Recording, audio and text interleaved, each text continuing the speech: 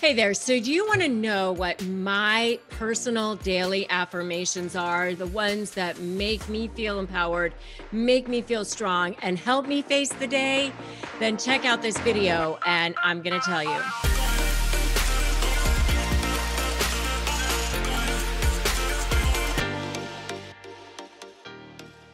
Hey, so I'm Rebecca Zung, and I'm an attorney. I am an author. And what I really do is I am a narcissist negotiation expert. I teach you guys how to come to the table in a negotiation with narcissists, feeling prepared and ready to face them in a fierce way. And if that's what you want to do, then make sure you subscribe to this channel and hit the notification bell. So, I want to just talk to you, you guys and me having a conversation about what really empowers me, what inspires me. If you've watched my video on I don't normally share this, but you can definitely check out, I talked to you about, the struggles that I've had in my life and how, I'm half Chinese. I was bullied as a kid for being Asian. And I've had to deal with a couple of narcissists in my personal life, not as a husband, but in other ways. And people close enough to me to cause lots of drama, trauma, and chaos and make me miserable. Right. And, it's such a tough thing when you're dealing with toxic people because they're really, really good at and skilled, like they've been spending their whole lives figuring out how to manipulate you, how to get under your skin, how to trigger you, all of those things. They're like vultures watching their prey, lying in wait and like zeroing in on your weaknesses. And if you are an empathic person, if you are a person who has had your own set of trauma where you're maybe overly kind, maybe you are codependent in some way, they will be able to find that and dig in there. It's like they find the little hole in that and they stick their foot in and then the door gets jarred open and now they're in. And it happens so gradually that you don't realize it's happening a lot of the time. I had a conversation with someone actually just this morning, and it's a vendor and it's a person that I've been working with, and they weren't doing what they said they were going to do as part of our contract. And so my director of operations and I got on the call with this person, and this person was basically saying, that they did everything that they were supposed to do. And they hadn't done what they were supposed to do. And so my director of operations and I are looking at each other like, and when we got off the call, it's like, wow, that person was totally gaslighting us. And if you don't recognize the signs, if you don't live in this space and in this world the way we do, you don't realize what's happening. You think, well, no, they're just being difficult, or maybe they did do part of what they said, or you start to like be lulled into that.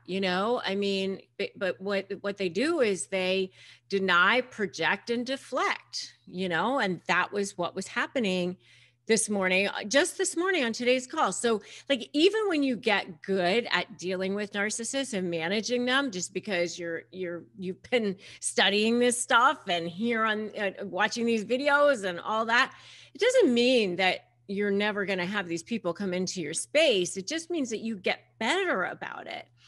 And, I turned right around and I said to this person, like, that is not what's going on. And this is not helping. You basically pushing back, saying that you did something that we don't think that you did, which we know you didn't. That's not going to be helpful. So what's going to be helpful is going forward, you are going to do the work that we paid you for. And so that's how the conversation ended. And hopefully that is how it's going to go. But, who knows? But the point being is that You've got to keep your mental health strong, your mental acuity strong, because otherwise they seep in there and they just kind of like take over in a way. I mean, and some of you who've watched my videos on a regular basis, you know the story of how a couple years ago I was in Hawaii and I was dealing with a narcissistic business partner, and I was, up in the mountains and it was beautiful. And we woke up in the morning to see the sunrise and it really looked like heaven on earth. And I'm up there with my family. And what am I thinking about? I'm thinking about the narcissist. Like the narcissist isn't even with me. And there's that person like in my space. And I had this like aha moment, like, no, no, no, no, no, no, no, no. You don't get to be here. You don't get to penetrate here. No. And so, like, I literally had to have this conversation with myself, like, no, you don't get to do this. And I realized in that moment that if I am thinking about all of that, then I am in victim mode. I am certainly not in creation mode.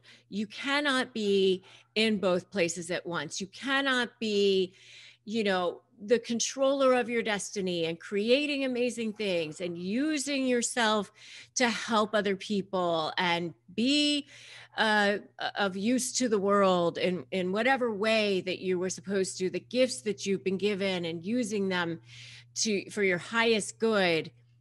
You can't be there and also be over here going, what is this person doing? What are they doing next? How could they have done this to me? How did I let this happen? How did I let this happen to myself? What did I say? What did I do? Why aren't they seeing this? How are they getting away with this? On and on and on. And all of that just doesn't serve you. It doesn't serve your soul. So, but how do you bridge those two sides? How do you get from this moment of constant, feeling like this person is seeping into your soul and stealing it, basically, to getting to this place where you are bulletproof and feeling like you know yourself and you know your power and you know your authentic self? It's not an easy path. I mean, it's way easier to say than it actually is to do. That's for sure. And I'm certainly not immune. I mean, I have all the same angst that all human beings do. We all have them. We all have moments where we're trying to bridge that gap. How do you go from here to here? How do you go from like you're waking up in the morning and every minute of the day you're thinking about what in the hell is going on and how can I like get out of this thing to, let me help people and let me use myself as a gift for others, right? So, how I've done that, there are a number of different things. I've been a studier of many different spiritual teachers for probably 20, 30 years, maybe. And, it started off long ago. I read Celestine Prophecy and Seed of the Soul and a whole bunch of books like that. But I want to distill down for you the few things that I think will really, really help you for this video today. Okay. So the first one is from a book that I absolutely love called The Four Agreements. And I will drop a link to that book down below so that you can grab it if you want to. But that one is the one I love from it is 4 agreements that you make with yourself, by the way. And they're all really good. But one of the ones that I love and I think about on a regular basis is never take anything personally. Just remember that the way people treat other people is always a direct reflection of the way they feel about themselves. So if they treat people like crap, it's because they feel like crap. I mean, it's really never about you. Even if they're unhappy with you, there is always a respectful way that one person can communicate that to another person without devaluing, debasing, and diminishing them. So, never take anything personally. So that's my first kind of daily affirmation, daily mantra, one of the things that's really has helped me over the years. And kind of like similar but also really good is number two. And number two is stop trying to make not your people your people. Oh, so good, right? Some people are just not your people. I like to think of it in terms of like quadrants of people. So just think about it in terms of if there's 100 people in your life, there's going to be 25% of those 100, 25 people who think that you are amazing. And anything you do will always be amazing. And they will love you no matter what. And they will support you no matter what. And those are your people. Those are your people. And then there's 25% on the other end that no matter what you do or say, just your very presence annoys them. They just don't like you. And they never will. There's nothing you can do or say to make that change. That's okay. You don't have to focus on them. That's the 25%. You're just going to go, those are not my people. Okay. And then there's this middle 50%, and they could go either way. 25% of that middle will decide they like you at some point, and 25% may decide that they don't. And maybe they like you sometimes, and maybe they don't. It's okay. Focus on the 25% who love you and who support you and believe in you and know that you are their people. That will change your life. Focus on those people. Okay. So that's number two. Number three is, this is such great advice. And I'm going to tell you what it is, and then I'm going to give you a great example. So number three is people will think what you tell them to think. And I got this advice when I was first going out on my own as an attorney. I had worked for other people, but then I had decided to be a financial advisor for a very short period of time because my daughter was little and various reasons in my life. And so I was like, okay, I'm going to do this for a little while. It didn't end up being what I wanted it to be. And then I had a friend who was a family law attorney who came to me and said, hey, I'm moving out of town. I've got this small practice. If you want it, you can have it. I'll sign over my clients to you. And, it wasn't like they were big major clients or anything, but it was enough to kind of get me going. And I had a little bit of a runway so that I would start the practice and already have some clients to get me going. But I was talking to this business coach that I had hired at the time, and I thought, oh my God, these people in this town are just going to think I'm a total flake. Like I literally went from being a lawyer, and then I was a financial advisor. Now I'm going back to being a lawyer again. I'm a total flake, right? And this business coach said to me, people will think what you tell them to think. And she said, you're going to tell them to think that you're the only family law attorney that has a financial background. So you're actually more qualified than any other family law attorney in town. And I was like, okay, let me give that a try. So I ended up kind of holding myself out that way in the articles that I wrote and the materials that I was, anything I did as far as marketing myself, right? And would you believe, lots and lots of people hired me because I was the only family law attorney that had a financial background. Such a good lesson, because had I held myself out and apologized and said, oh, I'm such a flake, and I know it seems like I don't know what I want, that's what people would have actually thought. So I want you to remember that when you are out there negotiating, or when you're just holding yourself out there, period, that people will think what you tell them to think. You define who you are. You define how you show up in the world. You define how people will treat you, right? So that's number three. Number four is one that I just picked up fairly recently, and it's from an author, Glennon Doyle, who some of you may have read some of her stuff. She's been around for a while, but I only recently discovered her and read a couple of her books. And her mantra is, I can do hard things. And I just thought that was so good. Like, at first I was like, that's kind of a weird mantra. Like, I can do hard things. Like, it doesn't seem so powerful, right? But then I found myself saying it like sometimes when things are getting hard. I was like, I can do hard things. Oh, yeah, this actually does work. So, for all of you who are watching me right now, I would love for you to comment below. I can do hard things. Let's all say that together because we can do hard things. We can. And we can do it well. And it's not going to break us, right? I mean, we have the ability to do this. All right, so the next one is and this was one that I've been, it's sort of like the fake it till you make it, but somebody else said like be it until you become it. And this was one that I started to say to myself a long time ago, long before I ever felt it, which is I am a powerful expression of what's possible. And I wrote it down. I remember when I first wrote it down and I thought, no, I'm not.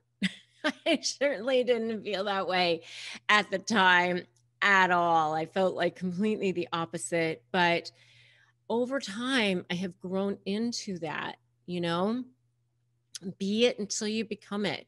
So, create who it is that you are. Who are you showing up for as in the world, right? Who are you being in the world? You don't get what you want, you get what you are, and you attract what you are, not what you want. And that's something that Wayne Dyer had said a long time ago. And it's so true. You have to have it be your being and just know it, feel it, believe it, live it, breathe it, live it as if, and it will start to show up for you in that way. So that's my number 5. And the last one I want to share with you is something that I came up with a long time ago. And it's just has always stuck with me as far as my business. And that is to do the right thing for the client, and the universe will take care of me. And I started this a long time ago. I was representing a woman when I first started my law practice who had signed a prenuptial agreement. And then, in the prenuptial agreement, she had agreed to waive the appreciated value of her husband's premarital business. Well, that business appreciated in value by millions while she worked it with him.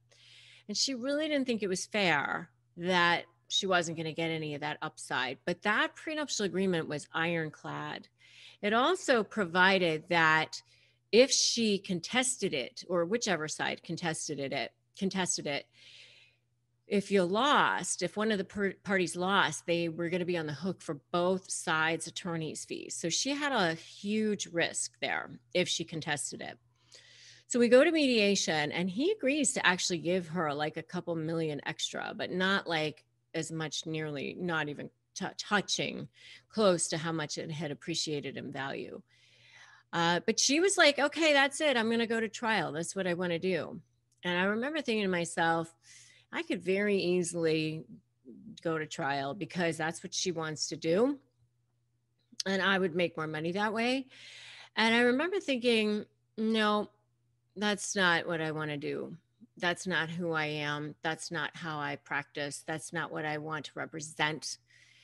And so I said to her, you could do that, but you will likely lose, and it's going to cost you a lot of money. So I do recommend that you take this deal, which she did. And I just remember in that moment saying this little prayer, like having this little moment with the universe. It just kind of spoke to me. And I just remember thinking, like, do the right thing for this client, and the universe will take care of me.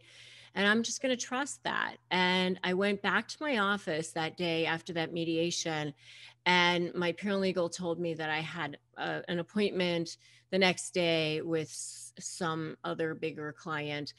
And it was like validation for me. And so all I'm saying to you is do the right thing, not even if you're, maybe you don't have a business and maybe this doesn't apply to you that way. But if you do the right thing and just trust that the universe will take care of you, it will. That's what the whole law of karma is about, right? For every action, there's an equal and opposite reaction, and like attracts like. And these are all laws of physics. And so you just have to believe that that's how it's going to shake out for you. So, if you are getting ready to negotiate with a narcissist or anyone, grab my free Crush My Negotiation prep worksheet. Start there. It's 15 pages. Just go to winmynegotiation.com. If you feel like you need support, come join me in my free private Facebook group, Narcissist Negotiators with Rebecca Zung.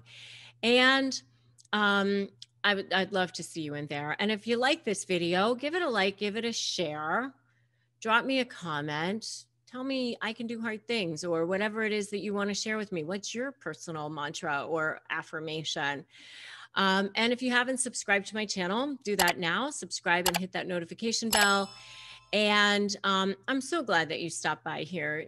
Always remember, today is a great day to start negotiating your best life. I'm Rebecca Zung, and I will see you in the next video.